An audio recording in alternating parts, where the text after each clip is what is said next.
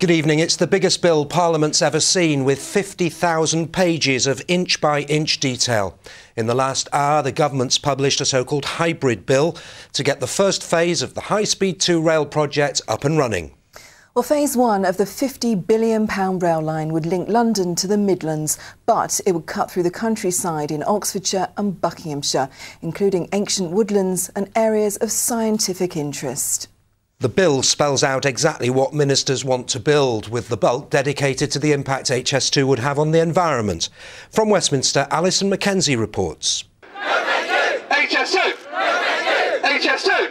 The White Elephant is a regular visitor here, a team member of the anti-HS2 campaign.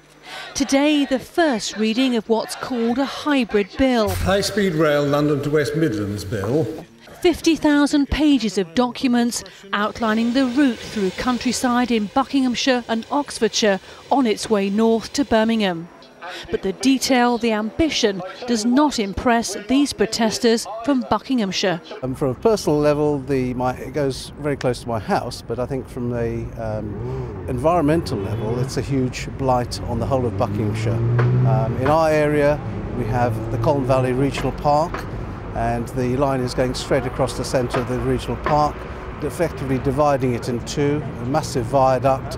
It's a total disaster. Do you think there's a chance still to stop it? I do, yes. Particularly when you come up to the general election in 2015. It's unlikely that the bill will have passed through Parliament, and therefore it will very much affect the voting at the general election. That may be the hope, but the government insists it's on course to deliver HS2, and during the bill process, a special committee will hear views from all those along the route.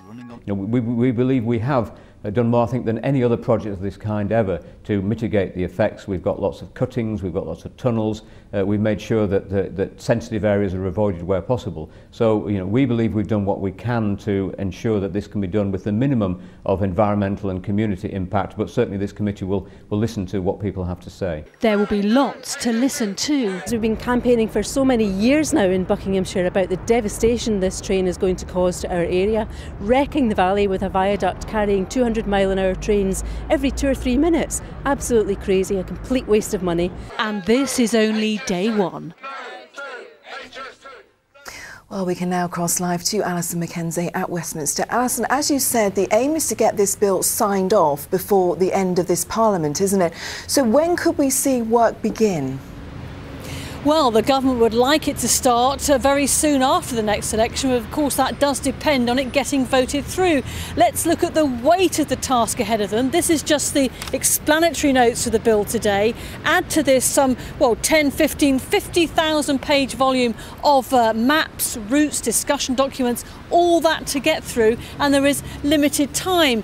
Firstly, it'll be an environmental statement that's discussed, and then they'll carefully select a committee of MPs, not with any interest along the route, to go through it, as you said, inch by inch, line by line. And already the protesters here today at Westminster are saying there's simply not enough that's been done to explore all the concerns, all the interests. So there'll be lots more protests. And Labour, of course, hinting, previously Ed Ball saying there's no blank cheque for this, so might they pull a rabbit out of the hat and campaign against it in the general election? Possibly not, because it has cross-party support. High-speed rail, but a very slow process here at Westminster. Alison Mackenzie, thank you very much. Well, today's HS2 bill reveals the full details of a massive new interchange at Old Oak Common on the Great Western Line, connecting HS2 with services from towns like Newbury and Reading, as well as Crossrail from Maidenhead, and a link to the Channel Tunnel. Well, our transport correspondent Mike Pearce is in Twyford near Bicester tonight with campaigners. Mike, what's been the reaction there? Well, you can imagine, not very good at all. This is one of the villages that will be badly affected. Gary Eastman's with me. Your house is right almost on the route, isn't it? That's right. I'm 200 metres from the line, directly affected across open countryside. Now, we were looking, weren't we, a short time ago at the contents of the bill. From what's in it, what does it mean for you? Well, it clearly says in the document that my house will be seriously affected.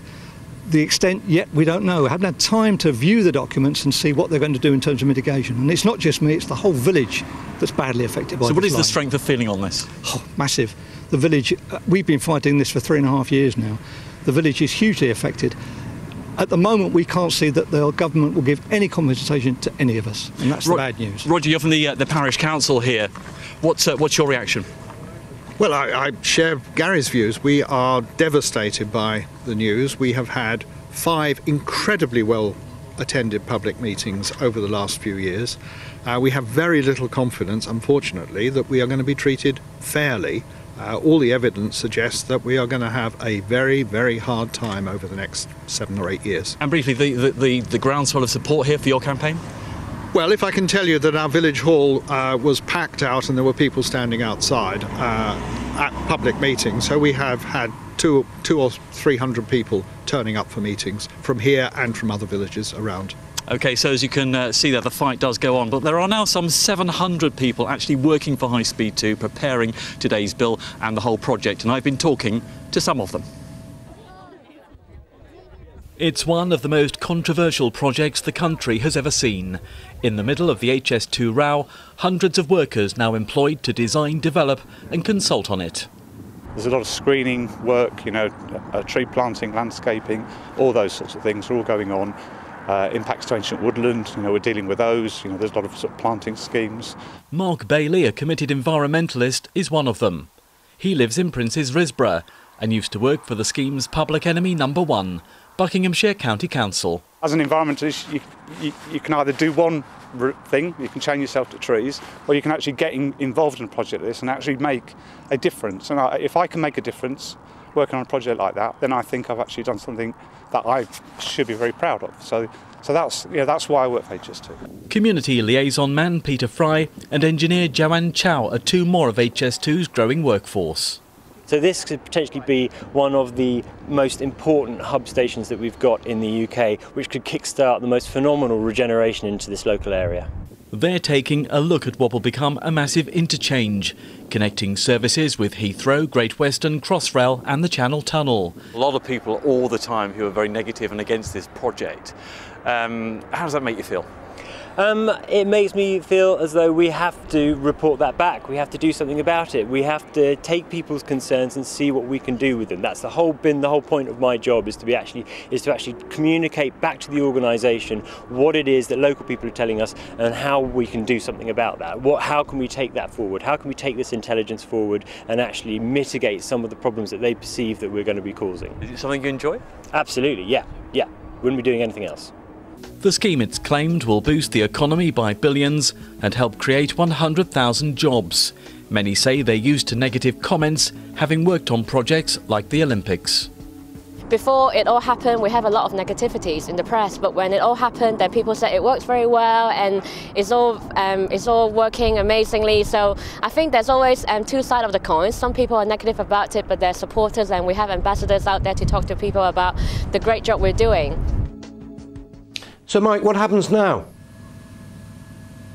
Well, I think people here will be going line by line through those 50-odd thousand pages to see just how they're affected. Committees of MPs will then be considering all the issues and all the evidence. People then will be petitioning against what they feel is not right. But I can tell you this tonight, people here in villages like Twyford, right along the route in Oxfordshire and Buckinghamshire, are saying this, that the fight to stop HS2 has really only just begun. Their fight will continue. Mike and the people of Twyford, thank you very much.